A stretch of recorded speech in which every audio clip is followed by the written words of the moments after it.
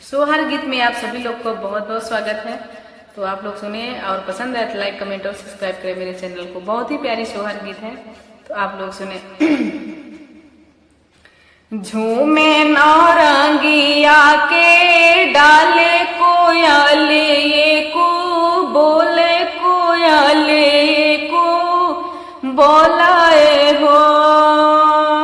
झूमे नौरंगिया के डलिया कोयले को बोले कोयले को बोलाए हो। पहला मांगने मांगे सीता मांगने विधि पूर्वे मांगने विधि पूर्वे हो। सीता मांगे अवधपुर ससुराल जना के पूरे नैहर जना के पूरे नैहर हो। पहला मांगने सीता मांगने विधि पूर्व मांगने विधि पूर्वे हो। सीता मांगे अवधपुरे सासुर जना के पूरे नैहर जना के पूरे नैहर हो। झूमे नौरंगिया के डाले कोयले ये को बोले कोयले ये को बोलाए हो। दूसरा मांगने सीता मांगने विधि पूर्वे मांगने विधि पूर्वे हो। सीता मांगे कौशल्या जैसे सासे दशरथ जैसे ससुर दशरथ जैसे सासुरे हो। दूसरा मांगने सीता मांगने विधि पूर्वे मांगने विधि पूर्वे हो। सीता मांगे कौशल्या जैसे सासे ससुरे राजा दशरथ ससुरे राजा दशरथ हो। झूमे नौरंगिया के डलिया कोयले को बोले कोयले को बोलाए हो।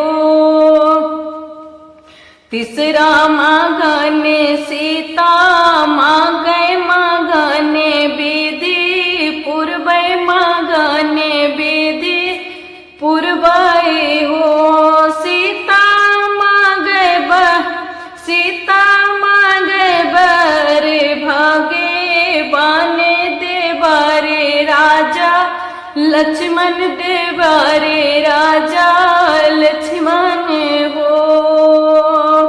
तीसरा मांगने मांगे सीता मांगने विधि पूर्वे मांगने विधि पूर्वे हो।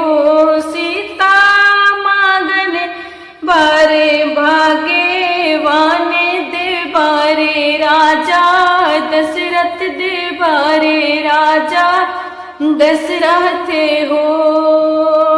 झूमे नौरंगिया के डाले कोयले ये को बोले कोयले ये को बोलाए हो।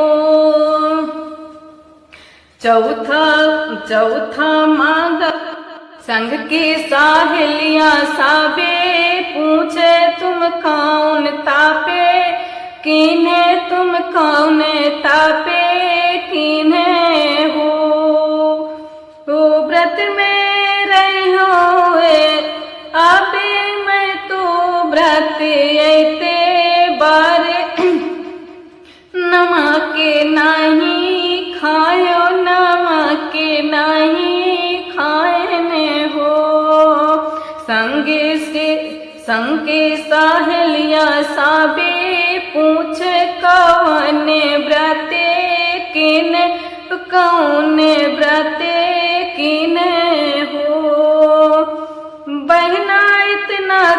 कठिन तापे कीने तब रामे बारे पायो तब रामे बारे पायो देवारे राजा लक्ष्मण देवारे राजा लक्ष्मण हो।